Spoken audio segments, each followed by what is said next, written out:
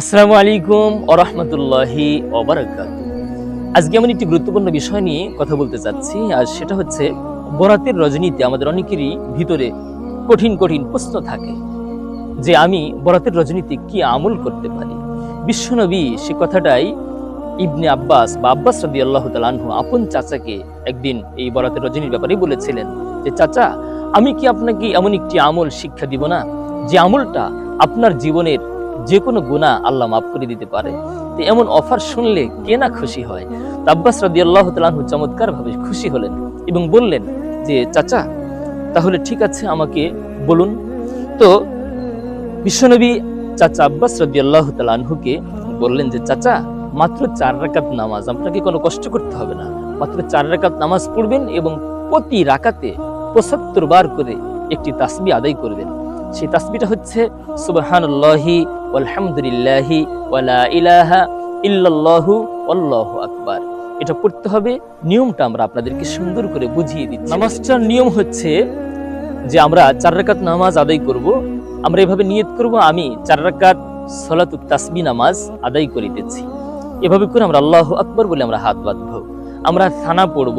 সানার পরে এই তাসবিহটা সুবহানাল্লাহি আলহামদুলিল্লাহি ওয়ালা ইলাহা ইল্লাল্লাহু আল্লাহু আকবার 15 বার পড়ব।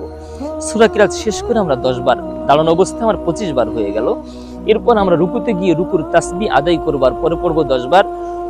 রুকু থেকে দাঁড়িয়ে যখন আমরা সিজদায় চলে যাব, সিজদায় গিয়ে রুকু থেকে দাঁড়িয়ে আবার 10 বার, সিজদায় গিয়ে সিজদার তাসবিহ আদায় করবার পরে আমরা পড়ব 10 বার।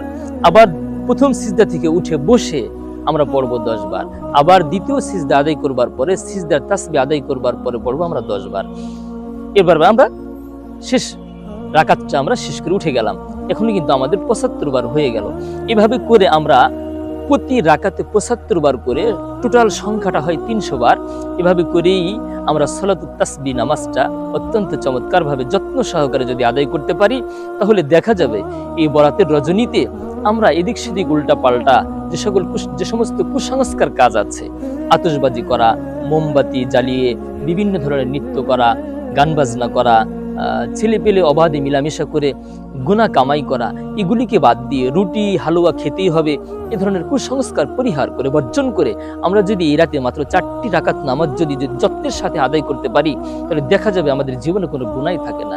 এর থেকে বড় সুবর্ণ সুযোগ আর অফার পৃথিবীতে কোন মহামানব আপনাকে আর আমাকে দিতে পারে, যে অফারটি দিয়েছিলেন কেবলমাত্র পৃথিবীর সেরা মানব মুহাম্মদ রাসূলুল্লাহ সাল্লাল্লাহু আলাইহি ওয়াসাল্লাম আপন চাচা আব্বাসকে। তাহলে চলুন সত্য স্টুডিওর পর্দায় নজর রেখে এই আমলটা শিখে বাস্তব জীবনে, যেহেতু আমলের একটি সুবর্ণ সুযোগ আমাদের মাত্র শবে বরাত হয়তোবা কালকে এসে যাবে, আমরা যদি আমলটা যত্নের সাথে করতে পারি, জীবনের সব গুনাহ মাফ হয়ে একেবারে আমি স্বচ্ছ নির্মল একটা আত্মার মানুষ হতে পারবো। আল্লাহ আমাদেরকে আমলটি করবার তৌফিক দান করে।